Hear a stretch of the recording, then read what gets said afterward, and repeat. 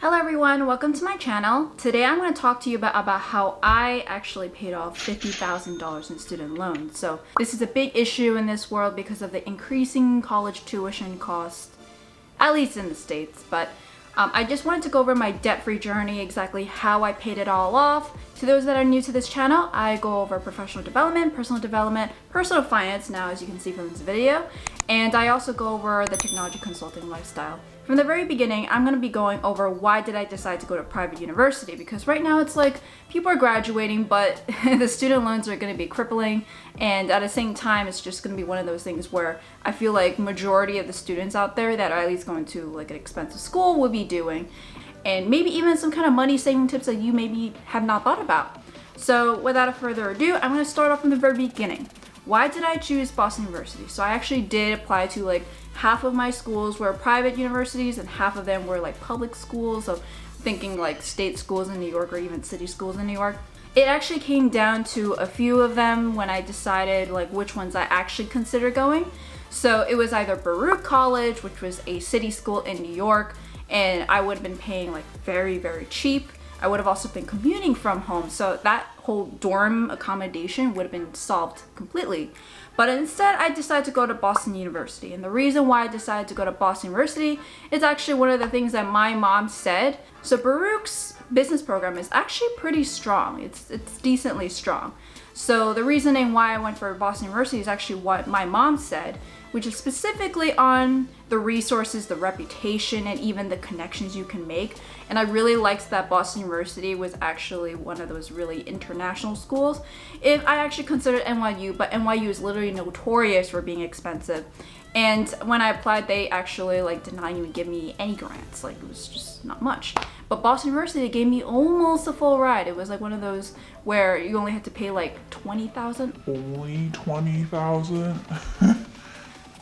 It's a joke, but at the end of the day, I was given the federal Stafford loans. I also was given the Perkin loans as well. So Boston University, when I weighed out the costs and benefits of like the actual going to a private school or going to a public school, even the opportunities that can come out of it. So I just wanted to also mention that I got my job at Accenture through Boston University. So Boston University was one of the target schools. At the time, I didn't know I wanted to do technology consulting, but knowing that a lot of recruiters go to Boston University was really helpful. And because of that, I was able to get a good job and then pay off my loan. Moving on to when I actually graduated, that's when everything hit, because I was like, okay, well, I knew for sure I want to be in New York. This is where my family is from.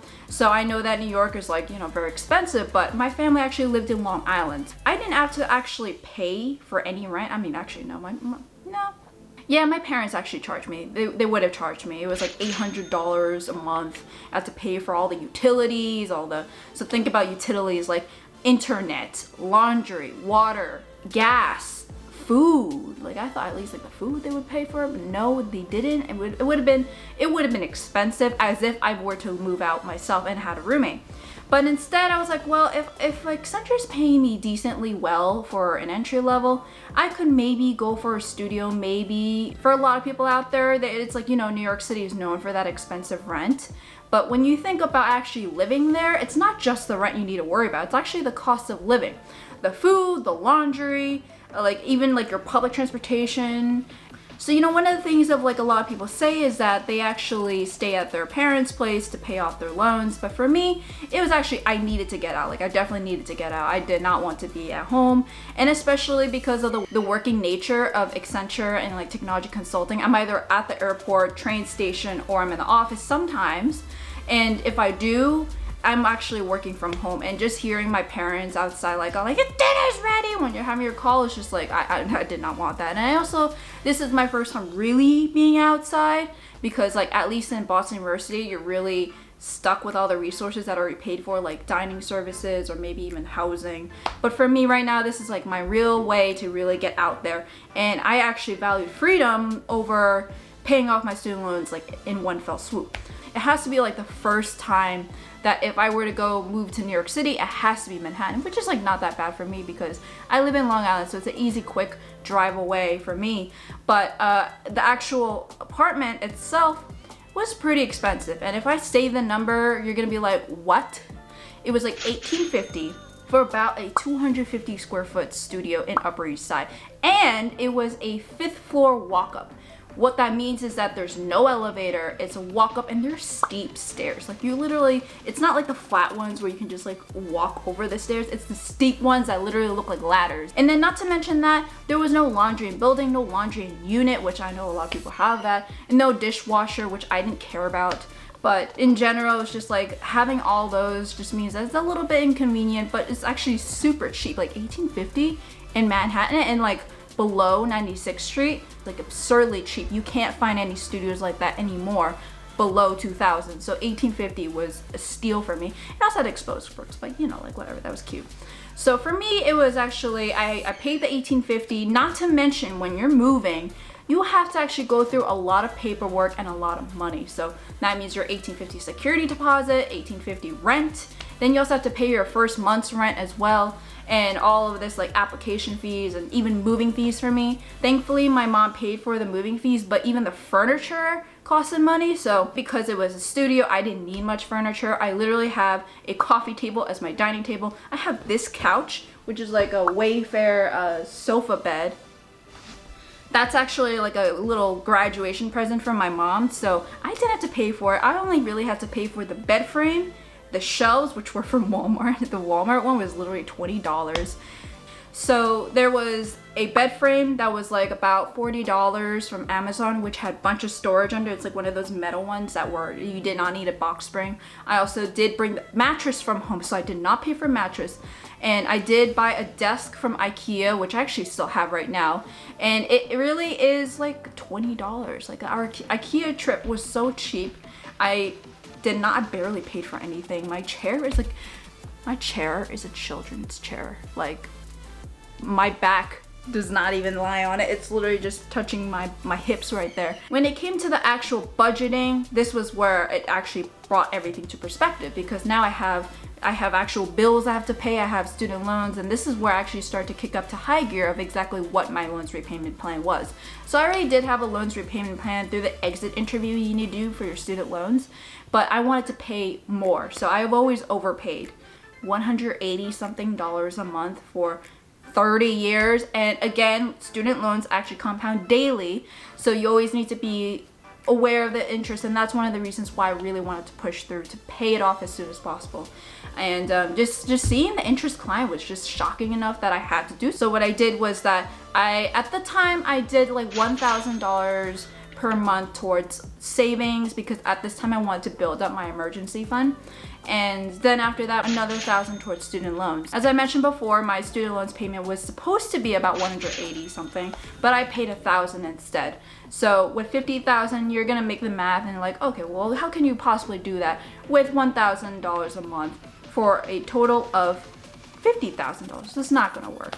With my job, it actually came with a signing bonus and a relocation bonus, which for some reason, they gave me the relocation bonus, but I'm based in New York. I did not really have to pay for much, maybe for like the beginning expenses of moving out, but in general, like all of that went straight towards my student loans. I actually didn't touch it at all. It went straight there. The only difference though is that instead of the full amount, I had so many taxes taken out, so there was not much I could do with it.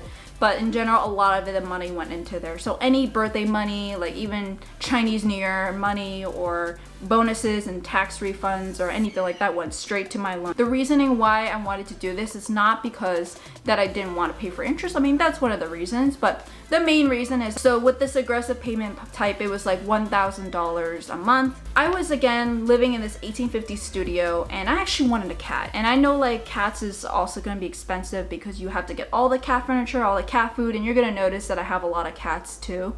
Well, no, I have only 2 cats, but I want a lot of cats. I have like basically the personality and the apartment for multiple cats. For me, it was just mostly I wanted to have a lot of cats. My apartment was actually, they did not allow cats, or they did not allow pets. Because of that, I wanted to move out. And I know that's like a stupid reason to move out, but I thought, okay, well, back in July, I actually applied for affordable housing. And I'm gonna be making another video on this, by the way, because affordable housing is so misunderstood. A lot of people don't even know this exists. So I've been kind of converting all my friends to this, and they're just like, what? How did you not tell me about this? So as I mentioned before, I moved out to Manhattan in August. I actually applied for affordable housing back in July of 2018.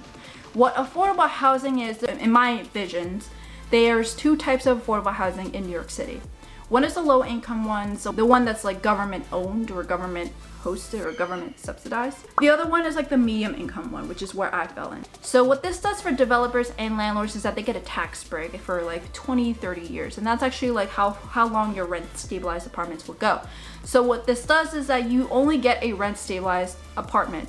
However, they typically are lower than market price. So for example, my building right now, for one bedroom is actually like $2,800 and their prices go up. That's just the last time I checked last year. So for me, it's actually $2,250 for the same exact apartment, but it's rent stabilized. For me, I get like $600 less, and I know like $2,250 is still very expensive for a lot of people. But if you think about it in terms of like New York City, that is very cheap for a one bedroom apartment, which actually this is a really big apartment. It's like two bedrooms with this wall over here knocked down.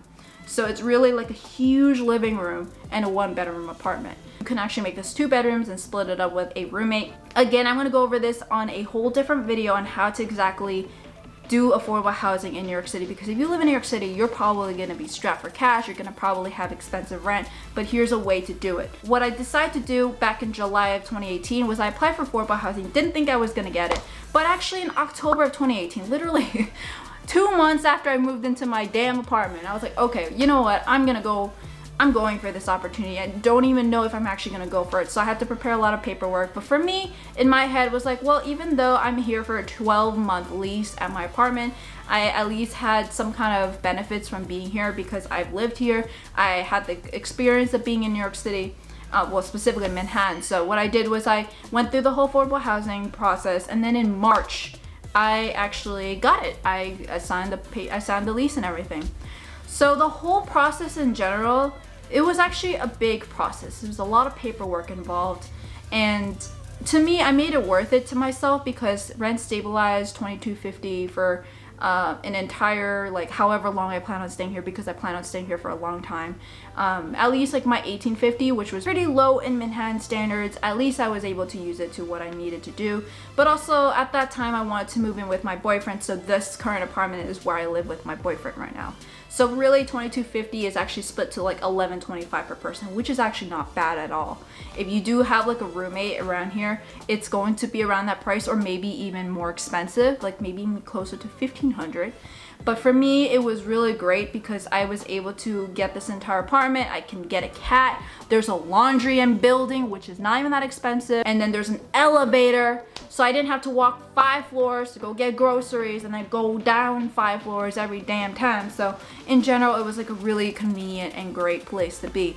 So for me, that's what I had to do. However, this also meant more moving and more moving expenses, and a bigger place means more furniture. So for me, because at this time I was still living by myself, my boyfriend only moved in after, a lot of this was all on myself. So I paid for moving, which I found some kind of like service. I don't really recommend it, honestly. It was like $700 cash, which was expensive because we went from Manhattan, Upper East Side, like all the way here. I want to show you in this map, all the way here, all the way to Williamsburg, which Williamsburg is not far compared to like other places in New York City. It's really right there. You just take a couple of train stops away and you're right into downtown Manhattan, or even midtown Manhattan, depending on what train you take. So for me, I thought it was worth it. But for $700 cash, I was able to move. And then when I moved here, I only had my desk, my bed, my sofa bed here, plates and bowls. They were actually all from home, or they were from my old apartment back in college, so I didn't pay for a single dollar. When I moved into this apartment, it was only just a couple hundreds of dollars for furniture. This was at around March of 2019, and at this point it's been like about 6 months since I started paying off my student loans, and my savings took a little bit hit, and I had to pay off the first month's deposit, security deposit, and all that stuff. And I also had to break my lease from my old apartment. When you do affordable housing, you can't stay in 2 apartments at the same time. I thought about subleasing, but my lease did not allow that, so I could not do that. So I had to actually break my lease, which wasn't bad for me. It was just mostly that if I found someone to replace me, it was fine. I tried to make posts in Facebook groups and no one really wanted it. I think for a lot of people, $1,850 is pretty steep. But what I ended up doing was that I actually reached out to a real estate agent, and she was going to do it free of charge because it would just means that the broker fee is on the new tenant. However, it sat there for 1 to 2 months. I actually knew I was going to move into this apartment like March or so in February, so I reached out to her. However, it was just not going, it was not moving in the market. I had to fork up a broker's fee. And what that means is that now on Street Easy, which is the service a lot of people in New York use, is mostly meant for no fee only, which means that the tenant only has to pay for the security deposit, their first months, and maybe the application fee. So for that, it was not that bad for them. But for me, I had to fork up another $18.50. It was like, thankfully I had money saved up, but I know a lot of people don't have that money saved up. But for me, the whole investment mindset of that this apartment right now is going to save me a lot more money, which it did, then it was a lot easier for me. Moved here, I got settled, and then I decided I wanted to get a cat. So again, I still had student loans, but I wanted to make sure that, you know, the whole purpose of being here is to get a damn cat. And then I got the cat furniture, and I know I went a little bit crazy here. I'm gonna eventually do like an apartment tour, but you're gonna see all the cat furniture, all the cat stuff, all the cat toys. And I think like if you saw my week in my life as a technology consultant in quarantine, you're gonna see all the cat furniture and all the cat stuff I have. What I ended up doing is because of affordable housing, I did end up saving. So the money I would have spent on $18.50 instead of $11.25, it was actually a lot cheaper. And my boyfriend moved in May, so that's only 2 months that I actually paid full rent myself, which the first month was already paid from when I signed the lease. My boyfriend and I, we split all the expenses now. Every month I start to pay a little bit more, and then at a certain point I was like, okay, you know what? I'm gonna stop paying off my savings and I'm gonna put $2,000 into my student loan. So at this point, I think I was like halfway done, and I was like, okay, I maybe have 2 more years left. So I just kept putting everything in there. But what really motivated me at the end of the day was my boyfriend's parents were actually like, okay, you should be considering moving out and getting a house, or like buying a condo or something like that. And it makes sense because, you know, you're supposed to be renting, but that money will go towards your landlord's pocket, not yours. But if you were to go to your own place, you pay a mortgage. So it's almost the same, almost like rent, but it at least goes towards yourself. It's like you're paying off equity. However, this also meant that I would have to kind of like decrease my student loans, because then my debt to income ratio would be off. But for me, I was like, okay, you know what? This is even more the reason why I should be paying it off even sooner. But we wanted to buy a place like maybe in 1 to 2 years. And so at this point, it's really just 1 year left for us. That means that we needed to make a push for it. So that $2,000 went straight to that student loans. And what I ended up doing was, yeah, it was like February 2020. So this year. And I was like, you know what? We've already explored all these neighborhoods for all these condos that we wanted. We knew exactly what we wanted. We knew the kind of price tag we're expecting. And at this time, I was like, I just want to get this over with. So that money I stored up in my high yield savings account, I paid it all off. I paid the rest of my student loans at that time. So it was like March of 2019. That's when I moved into this apartment. That was like about 11 months. So that's, and I paid $2,000 towards my loans. That's $22,000 or so. And I had about like 30 something. So I had about 10,000 left. So I used all my savings and paid it all off.